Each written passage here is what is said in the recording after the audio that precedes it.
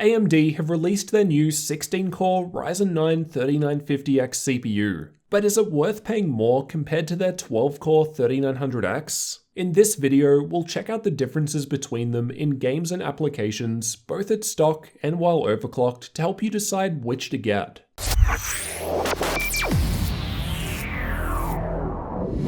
Let's start out with the specs. The major difference between the two is that the 3950X has 4 more cores than the 3900X. The 3950X has a lower base clock, however the max boost clock is slightly higher, but will only approach that in lighter workloads. Otherwise, the 3950X has some extra cache. The 3900X comes with the Wraith Prism cooler, however the 3950X doesn't come with a cooler, so you'll have to factor in extra money for a decent one to keep those 16 cores cool. I'm comparing these two CPUs because the 3950X is basically the next step up from the 3900X. So the goal is to help you decide which to pick. The 3900X launched at $500 while the 3950X launched for 50% more money at $750 However, availability has been scarce on both due to high demand, so higher prices are typical. Both CPUs were tested in the same system. I'm testing with the MSI X570 Unify motherboard, which can handle either of these CPUs without issue. Steve over at Hardware Unboxed has done VRM testing with the Unify with the 3900X, and it was performing quite well compared to alternatives. Unlike most of the other MSI boards I've used on the channel, there's no RGB here, which I'm sure will please some, so it's just a clean black metal look. The board is on the more premium side at $300. Updated prices are linked in the description, but it includes some great features like 2.5 gigabit Ethernet, Wi-Fi 6, and 3 PCIe Gen 4 M.2 slots. For the other components, I'm using 16 gig of DDR4 3200 CL14 memory running in dual channel,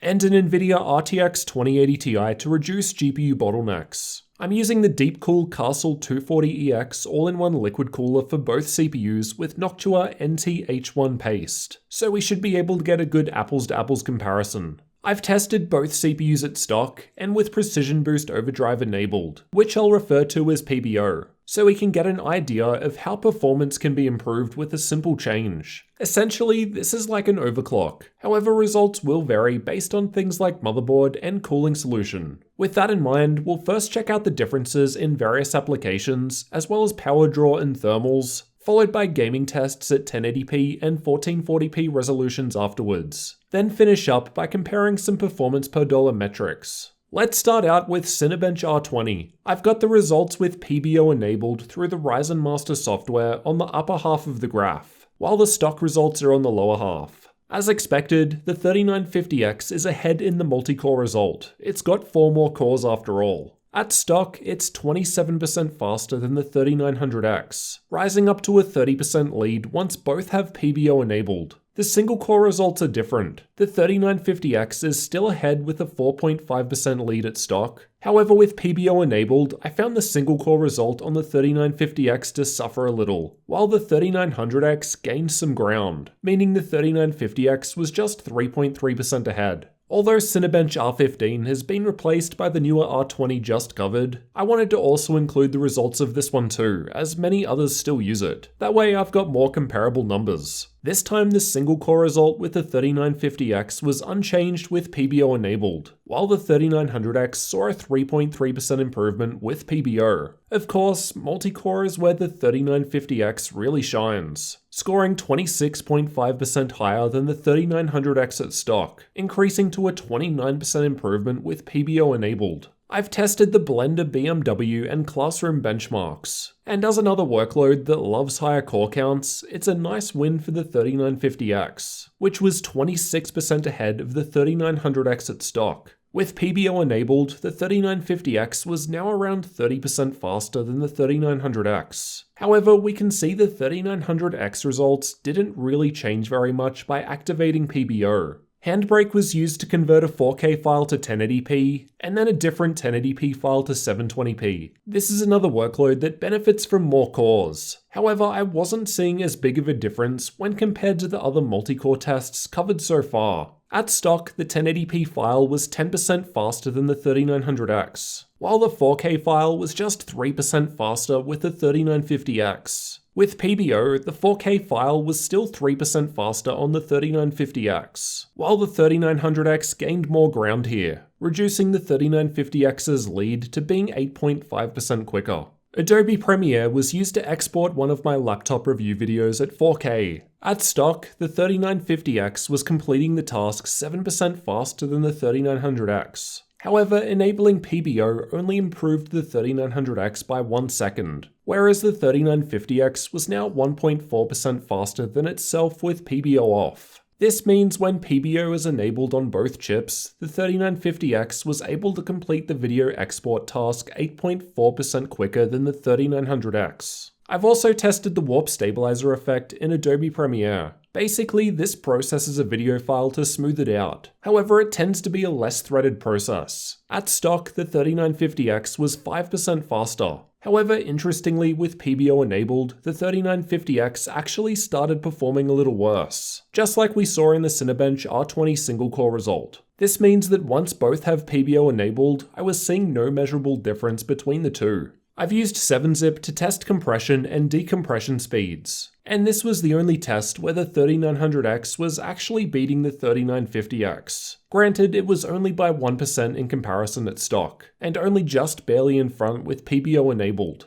Decompression is a totally different story though. At stock, the 3950X was performing this operation 30% faster than the 3900X, and 34% faster when both have PBO enabled, which was the biggest performance improvement out of all applications I've tested. The V-Ray benchmark is another workload that heavily favors higher core counts, which is why at stock there was almost a 31% higher score with the 3950X. Once PBO is enabled, the 3950X is now 32% ahead of the 3900X. Again, one of the biggest improvements seen out of all tests. The Corona benchmark is similar in the sense that it also uses CPU cores to render out a scene. So at stock, there's a big 28% improvement with the 3950X. With PBO enabled, both are just a second faster, so the 3950X maintains that 28% lead. I've also thrown in Geekbench due to a few requests. The 3950X wasn't even 1% faster in terms of single core, and the multi-core score was about 13% higher with the 3950X both at stock and with PBO enabled.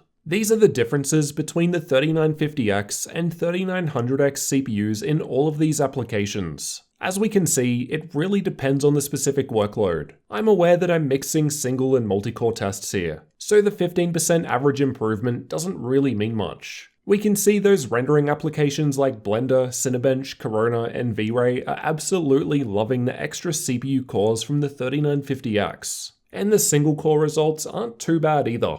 With Precision Boost Overdrive enabled, the single core results lower a bit. As we saw in some cases, the 3950X seemed to do a little worse here. However, it makes up for it in the multi-core workloads, where PBO was able to boost it up further. I haven't bothered testing with manual overclocks, as I found PBO to generally work better on average, as we're not capping all cores to a speed that would otherwise be lower than what they can boost to in less core-heavy workloads. I've also measured the total system power draw from the wall while running the Blender benchmark. At stock, the 3950X is actually using less power than the 3900X, despite it having 4 extra cores and completing the test significantly faster. This is a seriously impressive result. It seems that due to the higher quality silicon, the 3950X is able to run with a lower voltage. When we enable PBO though, the 3950X blows up, whereas I saw minimal difference with my 3900X, which would explain why there were usually larger improvements with PBO enabled on the 3950X.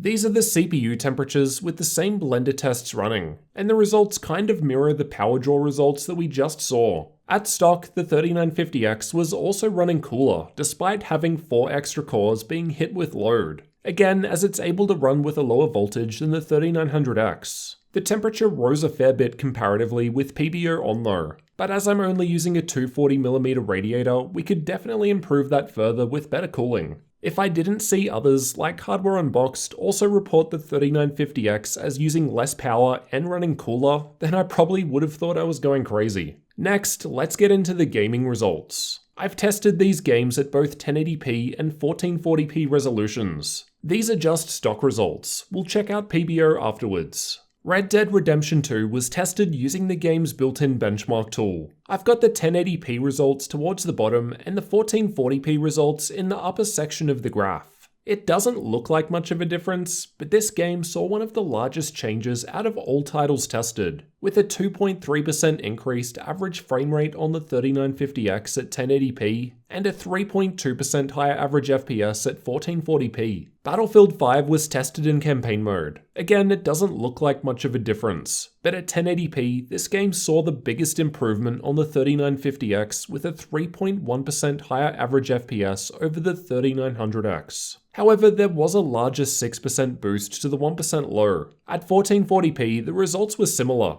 Again, around a 3% higher average frame rate with a 3950X. Assassin's Creed Odyssey was tested with the built-in benchmark, and typically I find this to be a CPU-heavy test. However, it doesn't seem that the extra cores with the 3950X are giving much of an edge, with just a 2.2% improvement to average frame rate at 1080p and 2% at 1440p. Control was tested with the high setting preset. Once more, the results are quite close together. Realistically, I don't think you'd be able to tell which CPU you were using in a blind gaming test. At 1080p, the 3950X was 2.3% higher than the 3900X, lowering a little to a 1.7% lead at 1440p. Shadow of the Tomb Raider was tested with the game's benchmark tool, just a small 1.5% improvement to average FPS at 1080p, and an even smaller 0.9% increase at 1440p. Nothing major at all. Fortnite was tested using the replay feature with the exact same replay file on both CPUs.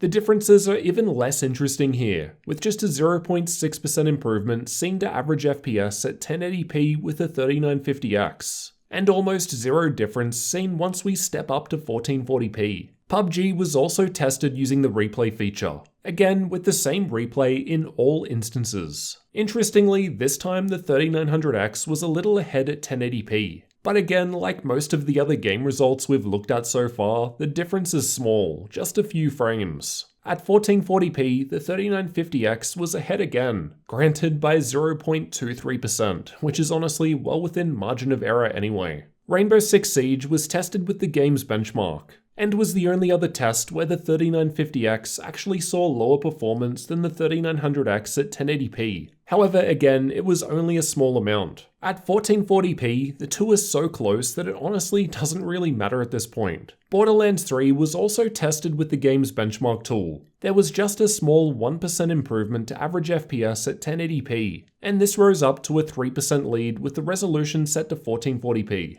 It might not look like it, but Ghost Recon Breakpoint saw an above average 2.2% improvement to average FPS at 1080p. Although the 1% low was the same regardless of CPU. At 1440p, the average FPS is much closer together with no real noteworthy differences. Over all 10 games tested, we're only looking at a 1.3% higher average frame rate with the 3950X at 1080p. A couple games worked slightly better with the 3900X. I'm not sure if that's simply due to the core count difference, or something else like occasionally lower single core performance on the 3950X like we saw earlier. But realistically, even the best case with Battlefield 5 is nothing significant. At 1440p, no games were ahead on the 3900X. And the average improvement with the 3950X rose slightly to 1.4% higher average FPS. But again, realistically, none of these are serious differences. I think we can safely say that in terms of gaming, it doesn't make sense to spend more to get the 3950X.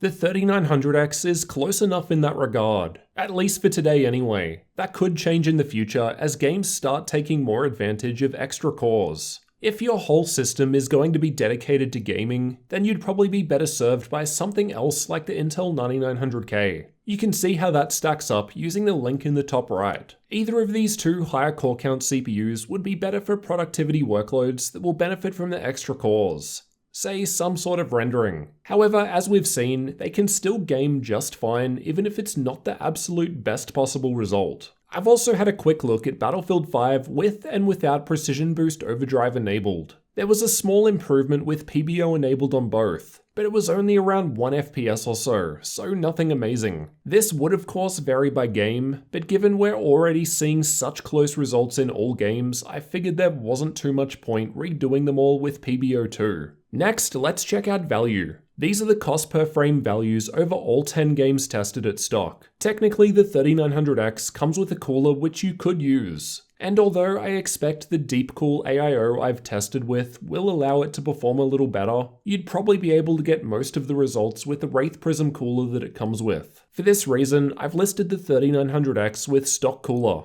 and the 3950X if you just bought it without a cooler. Granted, that one is a bit of a useless metric because the 3950X doesn't come with a cooler, so you have to buy one which will increase its cost. If we budget in $100 for a decent AIO for the 3950X, it's costing us significantly more than the 3900X. This is the case even if we also buy a cooler for the 3900X. And this is because the gaming performance between both was so close. Yet the 3950X is at least $250 more. It's not all about gaming though. This is a performance per dollar graph for Cinebench R20 multicore. Basically, each number on the graph is how many points in Cinebench you can get per dollar, so higher is better. The 3900X is still coming out ahead here in terms of value for the performance you get. The 3950X costs at least 50% more money, but performs around 30% faster in heavily threaded applications like Cinebench. Basically, if you really need the extra multicore performance from the 3950X, then you're paying more to get it. So with all of that in mind, which of these two CPUs would you get? The 12-core 3900X or 16-core 3950X? For me personally, as I don't game, I'd probably be leaning towards the 3950X for video editing. However, there wasn't really that big of a difference in my own Adobe Premiere testing to really justify it. It would just be nice to have for the future. Being realistic, the 3900X is better value and still performs great.